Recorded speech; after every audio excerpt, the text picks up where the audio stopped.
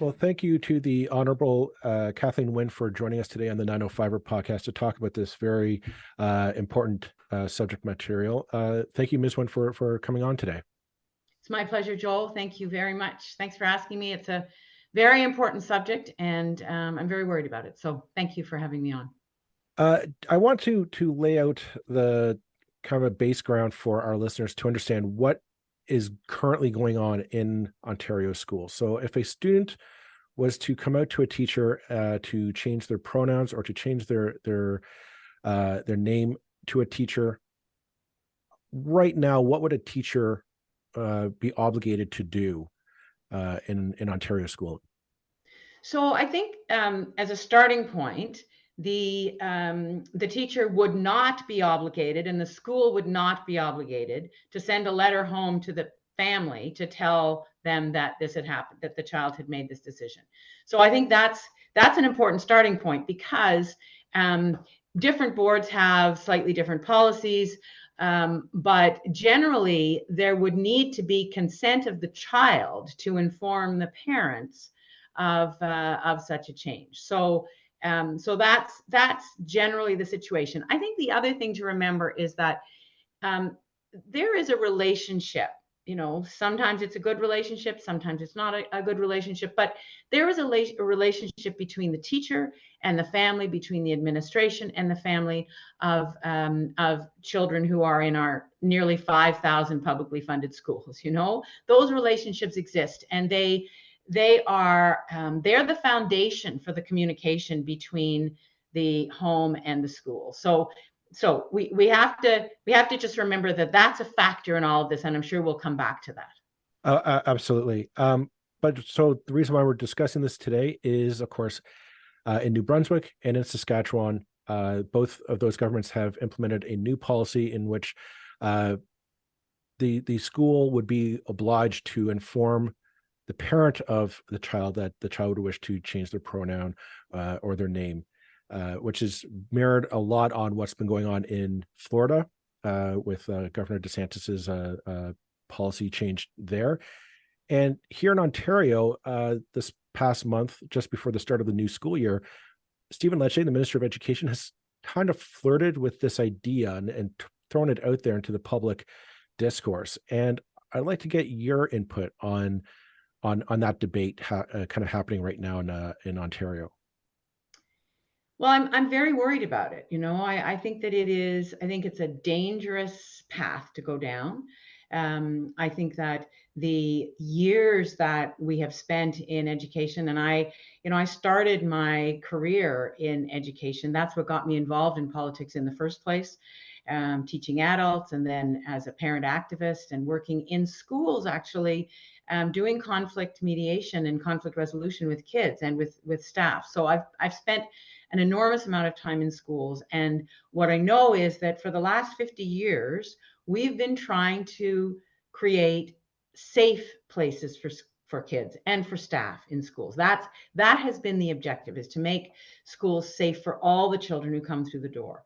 And increasingly over the years, we've recognized that there is such a diverse population. There are nearly 2 million kids in schools, in publicly funded schools in Ontario.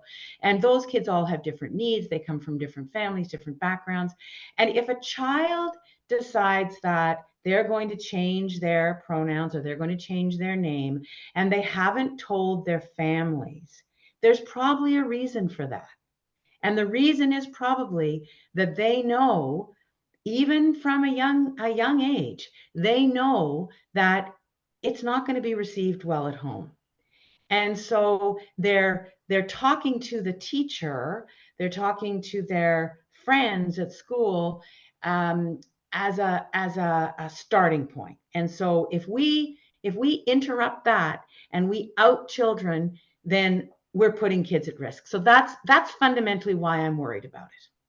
And I just say one more thing. For some kids who are not accepted in their homes for who they are, or suspicion of who they are, or whatever, sometimes school is the safest place in their lives. And if we mess with that, and if we make school unsafe, then we're putting those kids at risk. to an extent, you've already answered the question I'm about to ask, which might make you wonder why I'm asking it. However, I guess a natural reaction, and I, I would admit right here that was initially my reaction, and I've sort of subsequently in the last few days sort of changed my kind of perspective on this. But I think the issue of the issue of sort of the trans pronouns and changing identity in whatever form, whether it's a name or a gender identity, is something that for many people is very new. They're not familiar with it, and the kind of immediate reaction is like, well, why wouldn't parents be involved? Children, after all, are children. They're not necessarily fully developed. They're not necessarily able to make the best decisions. Shouldn't parents be involved with this? So, I'm sure this is the argument that the government is making, is that parents need to have a say in this as responsible parties. How do you respond to those kinds of points? Yeah. And, Roland, it's a really important question. So I see it as quite different from the first question, because it brings in the political motivation behind this. And I think that's really important. And so, so let me just start here that, of course, parents want to know everything about their children. I want to know everything about my grown-up children. I want to know everything about my grandchildren. The fact is that we don't get to know everything about our children and our grandchildren. The fact is that they have private lives, and they have private lives from a very early age. I've talked to a number of people from the LGBTQ plus community over the last couple of weeks because of this issue. And I hear story after story about, I was 6 years old and I knew that I felt differently towards girls or boys. And I didn't want to tell my mom or my dad because I knew they wouldn't like it. I had a woman, a lesbian, say to me that her gay brother knew when he was 3 that he didn't fit somehow. And people have to be allowed to articulate that to their families when they are ready. And so that's the first thing. I think there is a fundamental human right that children are allowed to have private lives. And children have private lives about all sorts of things, not just about gender, right? I think the second thing is that children experiment. One of the really dangerous things that certainly I heard Stephen Lecce doing in his remarks was that he was assuming that this was a medical issue. So he was assuming that this was because a child was changing their pronouns at school or trying on a different name, that was immediately going to translate into they were going to have surgery, they were going to transition, and that's just not true. Children try things on, they have questions, and they should be allowed to ask those questions about themselves and to experiment. I was talking to a teacher who was an early childhood educator, and she was saying, the developmental stages that children go through, the things that children experiment with, do not necessarily set in stone what is going to happen in that child's life going forward. And so sometimes I think if we overreact, or if we react to things that when a child is they're just having a thought or having a moment, then we create more confusion for the child. So that's the second thing. The third thing is that this is because of the nature of your question, Roland, because on the face of it, it seems so reasonable that of course we would inform parents as soon as something happens with our children that is significant. It is a perfect issue for a segment of the political world, and I'm going to say the right wing at this point, because Florida, Saskatchewan, Ontario, New Brunswick, these are places that are governed by very conservative governments at this point. And it's a perfect issue to divide people on issues around LGBTQ+. Because as someone said to me a couple of days ago, you know, for years, the right wing has tried to vilify lesbians and gays. Well, they've failed at that now. But now the trans discussion is another opportunity for them. And protecting children is a cover, is a perfect cover for that kind of dog whistle politics. So I think that for all those reasons, your question is very, very important. Your answer is a perfect segue into my next question, and that's right. Recently, there's been a recent poll by Angus Reid that has been circulated in the media, and it's kind of been a fuel for the advocates of this policy. And it was a poll that I won't go into line by line, but it basically indicated that a majority of Canadians thought, yes, parents should be involved in this decision and whatnot. And I have issues with the poll in itself, but you know, it's kind of being viewed as an argument that, you know, those wanting to allow children to have a greater say in this decision, that they're on the wrong side of this debate in the political discourse. And I want to hear your thoughts on that poll and that kind of that side of the argument. That's, you know, that essentially you're on the wrong side of Canadian popular thought at the moment. Well, maybe, maybe I am, but my lived experience, my political experience, my education, my academic experience all tells me that we have to be very, very careful as we have this conversation. And to that poll, I believe what that poll did was it asked one side of the question.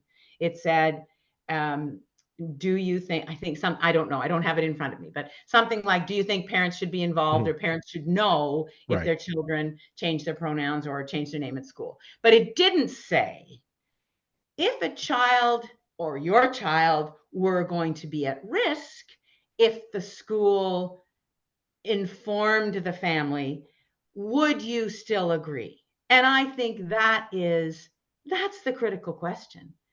Because most people don't realize how early, I mean, I've had conversations with so many people over the last couple of weeks, people who I thought would understand this better, you know, straight, cisgender men who seem to have no idea that children early on start questioning, you know, and if they are going to go home to an environment or they're going to be outed to someone who is going to be very angry about that, then, you know, that should be part of the polling question. And I think it would change the outcome. On that note, I kind of want to get a bit into the practical aspects of this debate, and because I think you're right that question was not asked. I think that's the telling question of where do people stand on that question.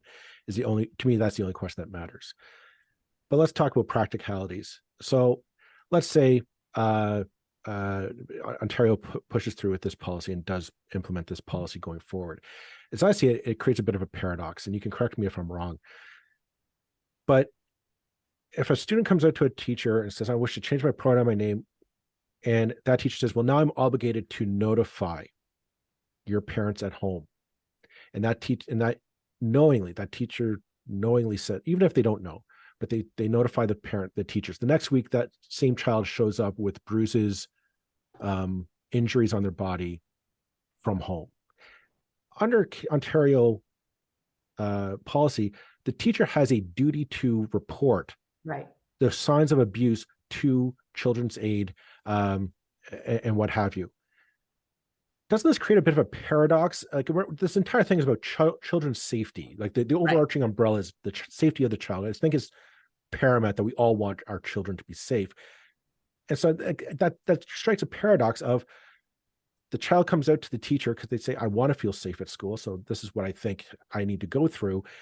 And it triggers ultimately Children's Aid coming and saying, well, now we're going to pull you out of the home, or we're going to investigate your parent. You know, that it's so messy. And well, it's so dangerous. And, you know, I want to come back to that situation where the teacher really gets caught in the middle there. Exactly. Yes. Yeah, totally caught in the middle.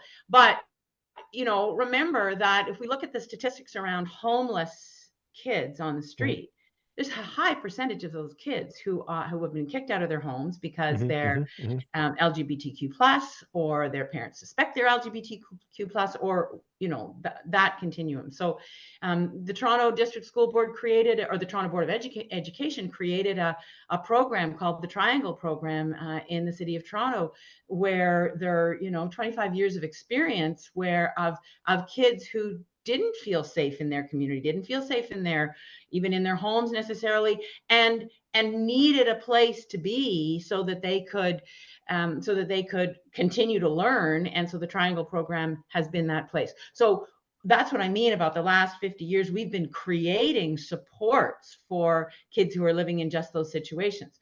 So go back to the child who informs the teacher's obligated. So I hope what's going to happen, Joel, is if the Minister of Education and this government goes through with this policy, I hope that there's going to be a very strong pushback from people who are in classrooms, from teachers, from support staff, from administrators, from school boards.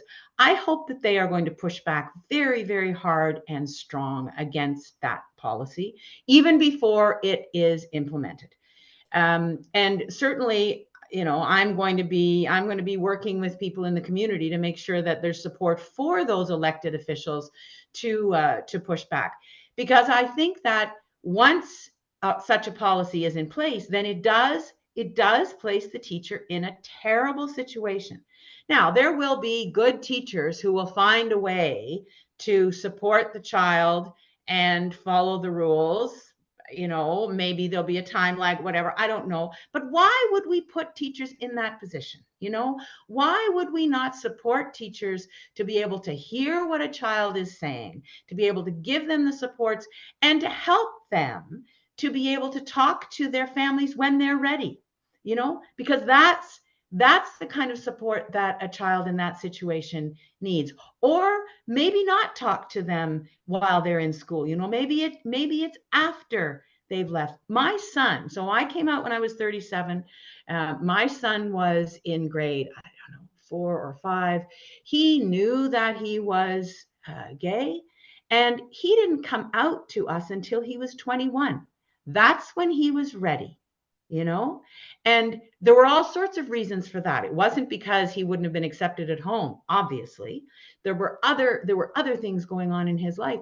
But, I think we just can't assume that a child is ready just because they make this one change in their life. So that is what I hope happens if such a policy comes in, because if not, if it actually is implemented, then teachers, support staff, administrators are going to be in a very, very difficult position. I just want to dive in. I mean, as I say, my own thinking has been challenged by this issue. I mean, and I'm talking over a number of years to an extent, and I hope I'm I'm getting it now, but I think that's the position that a lot of people, a lot of straight cisgender people are in, of kind of going, I don't understand what this is about, and it's challenging, frightening. I mean, which is always the root of prejudice and all those things I know. Right. But and that we're really in a battle to overcome the basic ignorance of people, such as myself, clearly, at the same time as challenging the people who would use that ignorance for fairly pernicious ends, it seems to me. And I guess the question in this point is that you've already mentioned that the kind of how this is being used by the right, and not just the right, but the far right, as a kind of way to create a wedge in the most unpleasant ways. And in the last few years, we've spoken a lot on this podcast about education. There was the Pride flag debate in Halton and other school boards. It's come up so often, and at the same time, we know teachers, and Joel is a parent himself, and the issues that teachers and parents are talking about are not those issues by and large. I mean, they're talking about textbooks being available, or they're talking about the challenge of violence in schools. We spoke to the head of the Elementary Teachers Federation about that. The problem of kind of maintaining discipline, teachers being, these are things that teachers are talking about every single day. Now, I don't want to imply in any way that this isn't an important subject. Absolutely is, but it's being brought to the forefront right at this particular moment in history, while there's a scandal about Greenbelts and other things going on. Do you think that's connected? Well, I have said publicly, I think it's interesting timing that the minister in Ontario is choosing right now to raise this issue. This is a government that is in deep trouble in terms of their ethics around the Greenbelt and their own processes. So it's hard for me, and it may be cynical, but it's hard for me as a politician not to look at that and say, okay, somebody wants to change the channel here. They don't want to talk about the Greenbelt. They don't want questions about the Greenbelt. But I think it's a bigger issue than that, because it is happening across the country. But wherever it's happening, it is, you're right, it is a distraction from what we really need to be talking about in our children's schools right now. Our kids in school across the world, but certainly in Canada, are coming out of 3 years of really not having a normal educational experience. And we can say our kids are resilient and all of that, but there are many, many kids who fell through the cracks in that period, who didn't have the support at home that they needed, that weren't able to access the resources that they needed, and they need some support to catch up. And I don't just mean in their math and their English and French. I mean in terms of their socialization, their ability to be part of the school. So that's what we should be talking about. Are those supports in place for our kids? Are the mental health supports in place for our kids? Because that's what teachers are grappling with. That's what school communities are grappling with. But this issue is being weaponized by people who want a political issue that's going to be straightforward. They think it's going to be very straightforward. They think it's going to be literally, you're on the right, as you said, the right side or the wrong side of history on that. They're going to use polls that are not, in my opinion, accurate, because the questions have been oversimplified.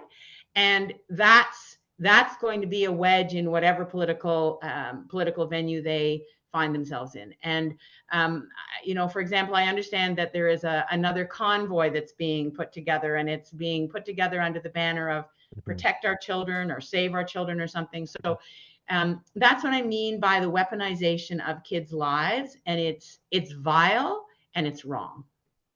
On that note, do you think that the LGBTQ plus community, and I'm going to specifically the trans community, are being thrown under the bus for political expediency by the powers that be? Absolutely. I think that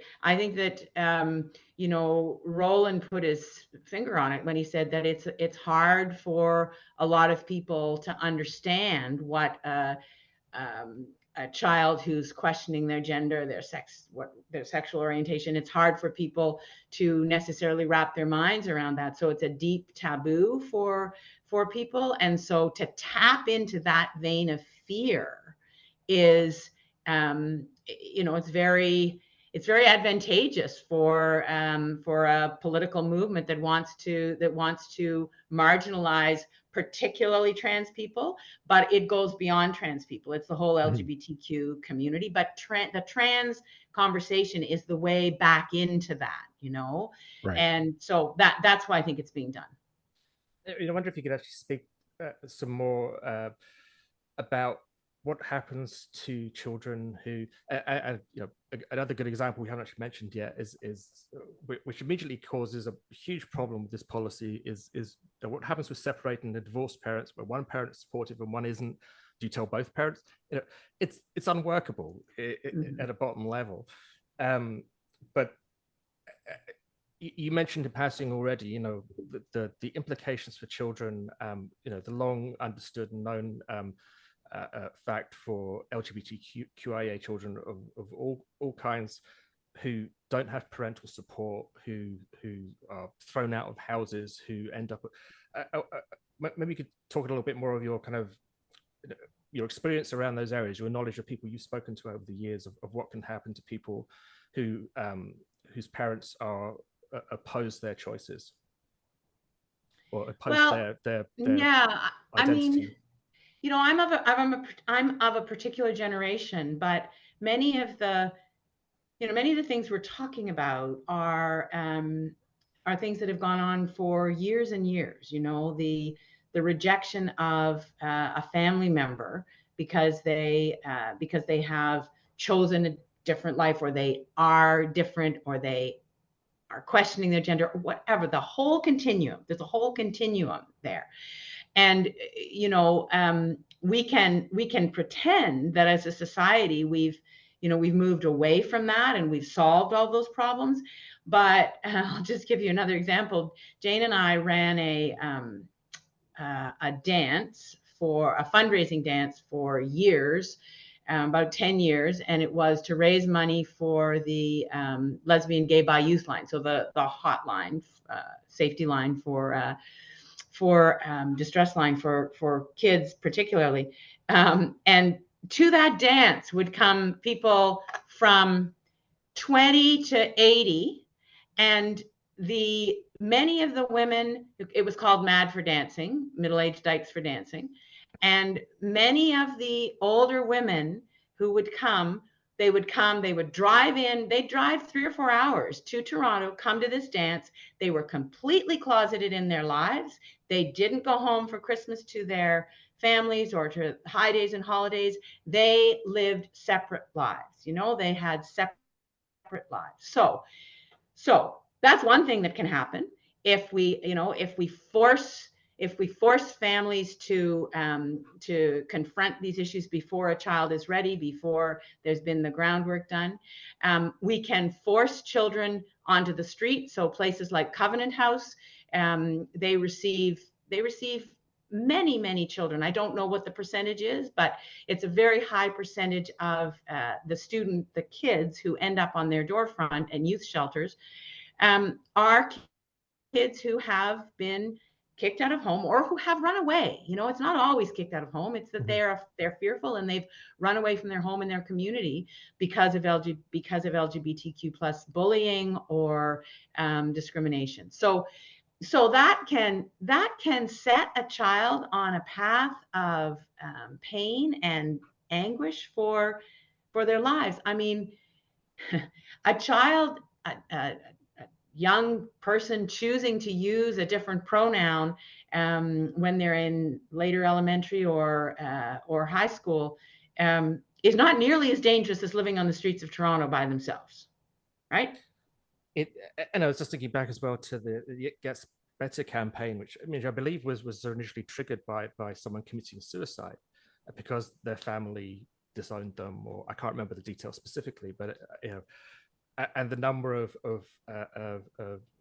gay, lesbian, trans children who and youth who were killing themselves regularly because of absolutely, it's 4 or 5 times the rate of kids who are not LGBTQ plus or questioning. So yeah, I mean, that whole mental health break that can happen if kids don't get the support that they need, it can lead to suicidal ideation. It can lead to all manner of problems that kids will have in their lives for the rest of their lives.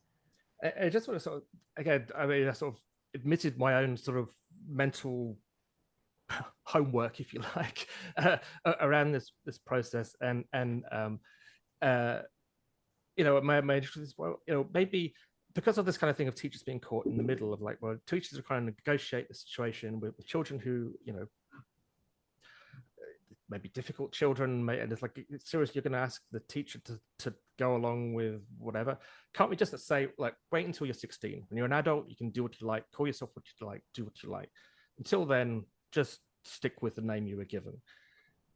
And the point that was made to me it very well was really, what harm does it do? If someone makes a decision at 13 and they change their idea at 14, and they go back again at 15, who cares? If that makes them happy, if that makes their experience better, even if they are experimenting, and the experiment ends up somewhere Exactly. different than they thought. Who cares ultimately? That Well, isn't and childhood a time to experiment.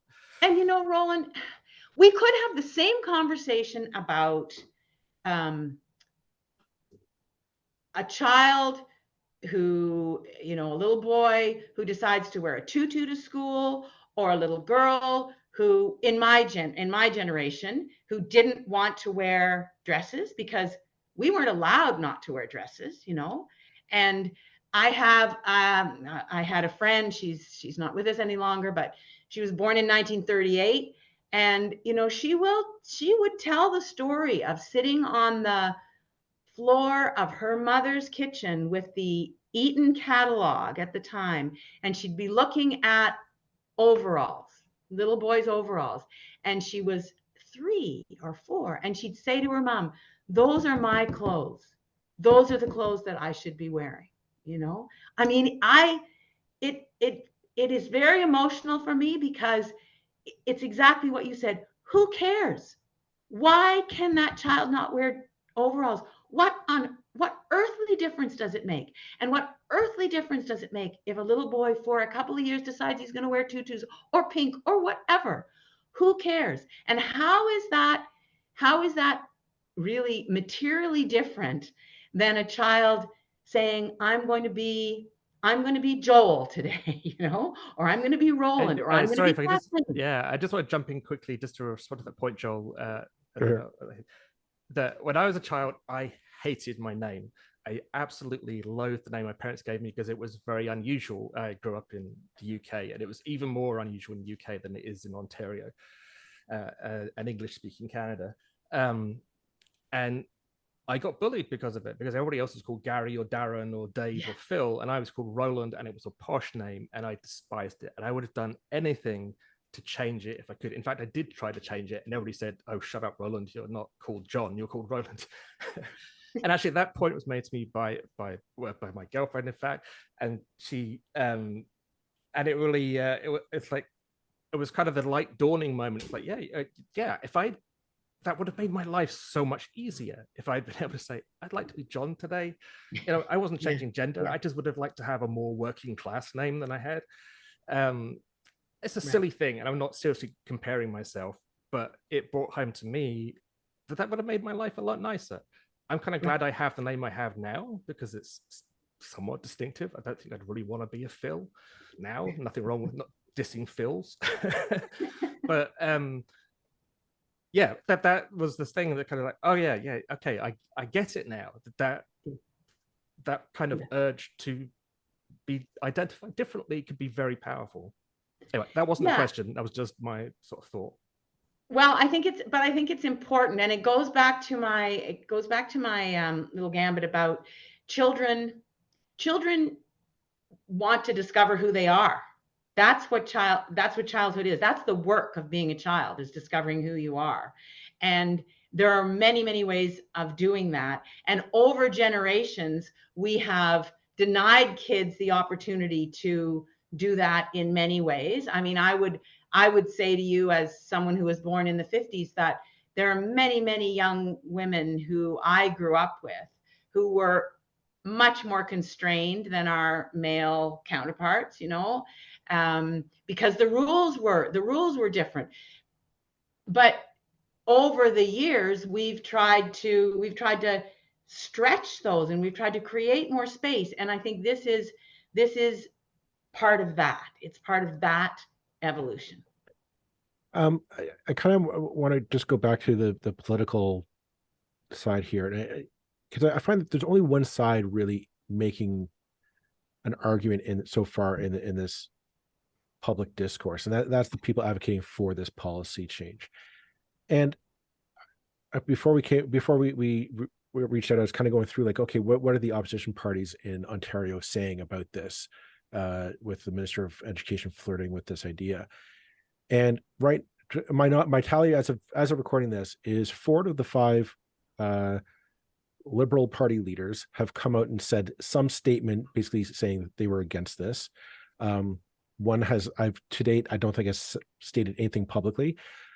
Merritt Stiles, the NDP opposition leader, has been silent on this, same as Mike Schreiner of the Green Party of Ontario has not released any public statement on this. And I want to get your input.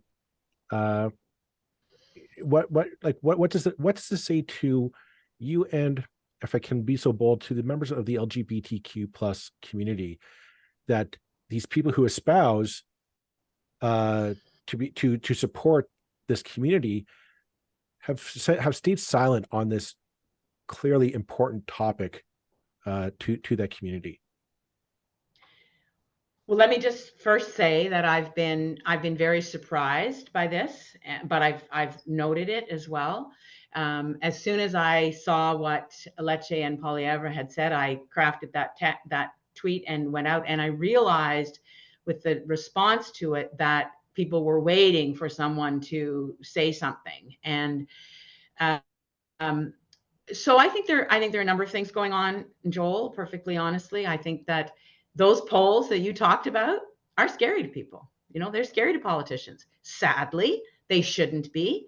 I believe that, it would be the right thing to do for anyone who understands this issue to speak out and use their platform, And I understand better than most people how difficult it is to use your platform when you are in elected office and you know that your political existence hangs in the balance in terms of what people think of you. So I understand that. But I also understand that the only reason to get into politics is to have a platform to be able to create a better world and create safer spaces for people, particularly for children. So I hope that all those people who you have identified who haven't said anything will educate themselves on the issue, because I think that's the second issue. The second reason that people may not have spoken out is that they just haven't figured it out, or they haven't got people around them who are able to say, this is what's really going on here. This is the challenge, and this is why kids are at risk. And I understand that it's a challenging issue, and not everybody has all the information that they need. And I'm the first to admit that we need to continue to educate ourselves, but we need to listen to trans people. We need to listen to children, and we need to listen to the educators who understand what is going on in schools. So let's hope that over the next few days, weeks, that happens, and people who want to be allies understand how they need to be. Well, I definitely think we need a little bit more courage in Canadian politics at all levels of government, not just on this issue, which is important, but on a variety of topics. I do see that we are coming up a bit on our recording time. I only have the one last question to ask, and I want to give you kind of the final word on this issue. And I want to ask you, as a parent and as a grandmother and a mother, there are parents out there, as we've kind of touched upon in this dialogue today, that I want to honestly say that they do care about their child, and they are concerned. They want us to love and they want to support their child. If they do come out in whatever capacity that they do, they want to be there for them. They want to nurture and be the parent that child needs. And I wonder if maybe you could just tell them what should they know, what should they be thinking, what should they be doing, and what, maybe be a little bit less afraid of what's going on. Yeah. So let me just say, my starting point, Joel, in any assumption about relationship between a child and a parent is that the parent loves the child.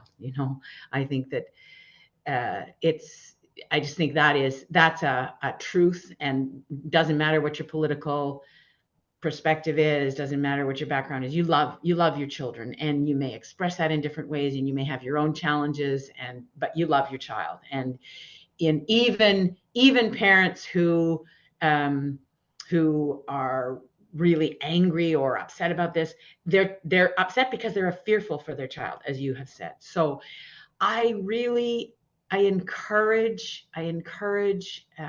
parents to do some reading. I encourage them to read some of the research that an organization like EGAL has done.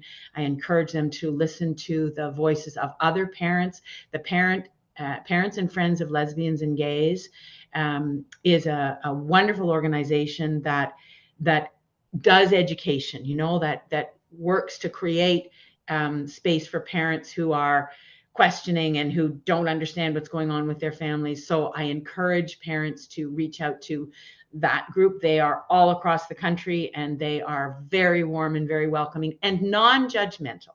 This is not about judging each other. This is about not judging each other, you know, and it's about helping each other to get the information that they need.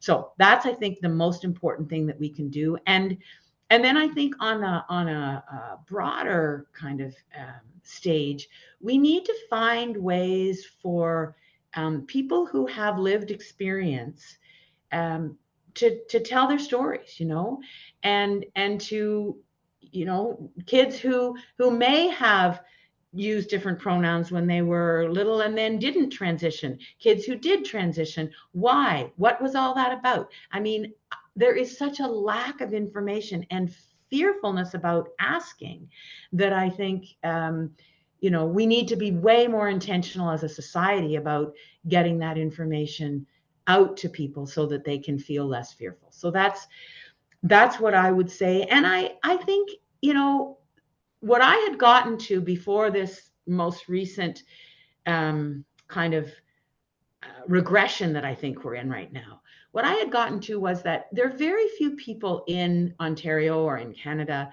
who don't know somebody who's gay, you know, who don't know somebody from the LGBTQ plus community. And I really believe that the more people can ask questions and can demonstrate that they want to understand, the better off we're going to be. I'll leave it at that then. Thank you very much, the Honorable Kathleen Wynne, for taking the time to talk about this very important issue that's going on in our schools. Thank you very much. Take care and all the best. Thank you so much for having me, both of you, Joel and Roland. Take care.